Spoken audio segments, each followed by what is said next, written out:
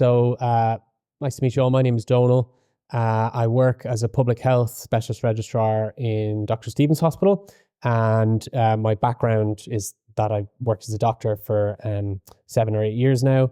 Most of that time is actually spent in pediatrics, but this project that I did was prompted by a case that I saw in my first couple of weeks actually working as a doctor as an intern in St. James's Hospital.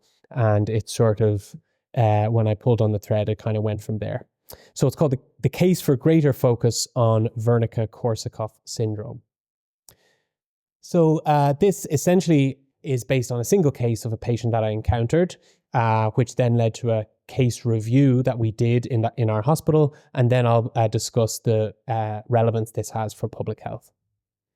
So the case consisted of a 44-year-old man who was admitted to St. James's Hospital with collapse. He was a healthy man other than a known background of heavy alcohol intake.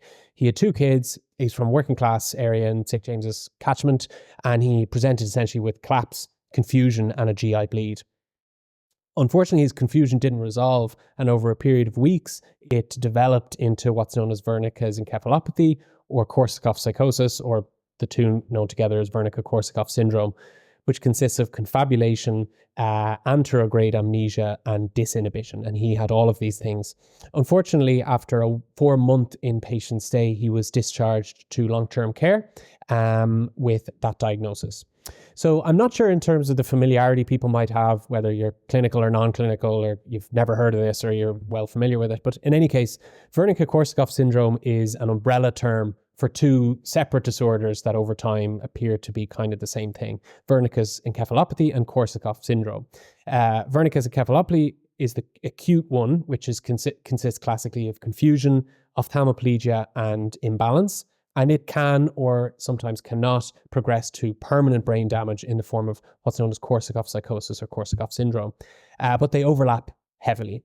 The classic patient who gets Wernicke-Korsakoff syndrome is the patient that I outlined, which is a heavy drinker.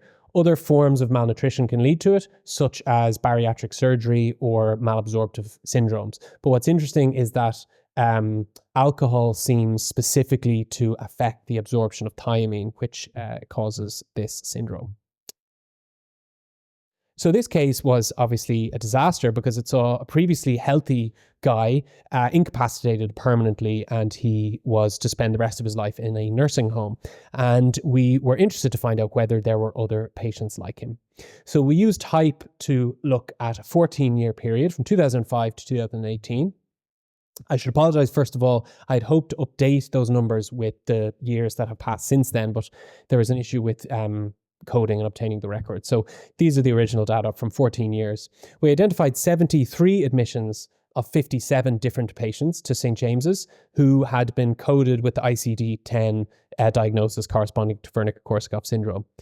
Of these 57 patients, 23 of them, or 40%, were discharged to long-term care. And those 57 patients accounted for almost exactly 100 inpatient bed days per patient. So this is relevant to public health because Wernicke-Korsakoff syndrome is a somewhat obscure syndrome that I'd say most people on the street have never heard of, but as we see in this case is catastrophic with huge inpatient burden, a high economic and certainly a high human cost. It's also entirely preventable because it's due to a deficiency of thiamine, which is an everyday vitamin. And I'm going to finish with a point about the secondary prevention issue where we have people on oral thiamine and the issues with accessing that medication. So firstly, it's rare and it's catastrophic. As I said, patients in our series were hospitalized for an average of 100 days. I looked up the approximate cost for an inpatient day in an acute hospital, and that in 2019 I found a figure of €878.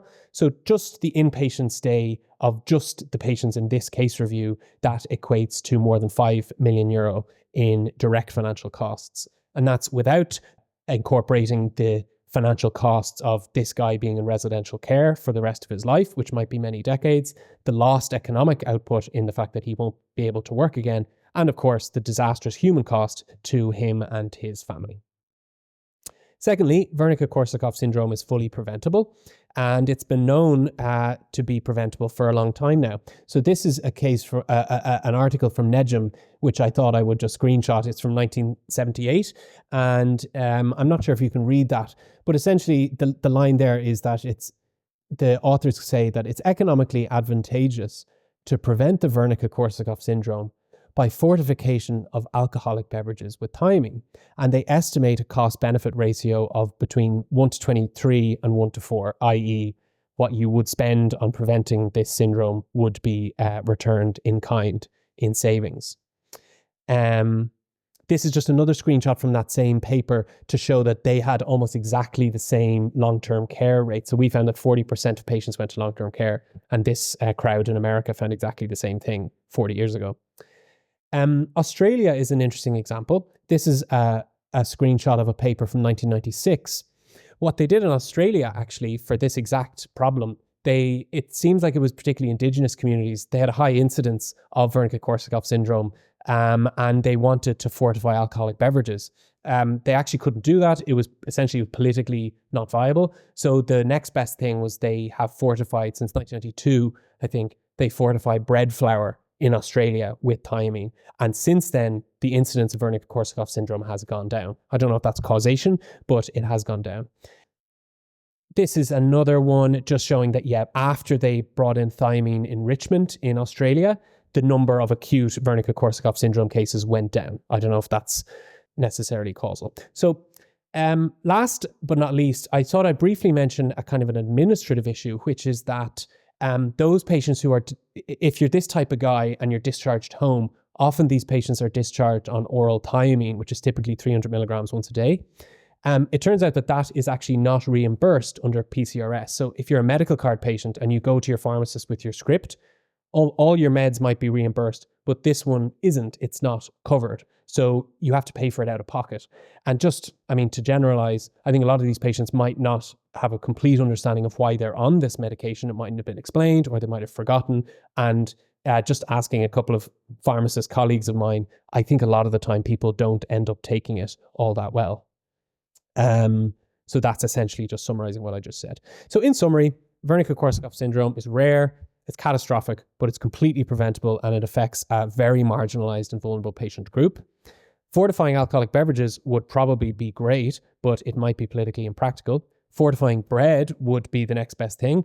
And we should mention that oral thiamine should perhaps be reimbursed or access to it improved for these patients.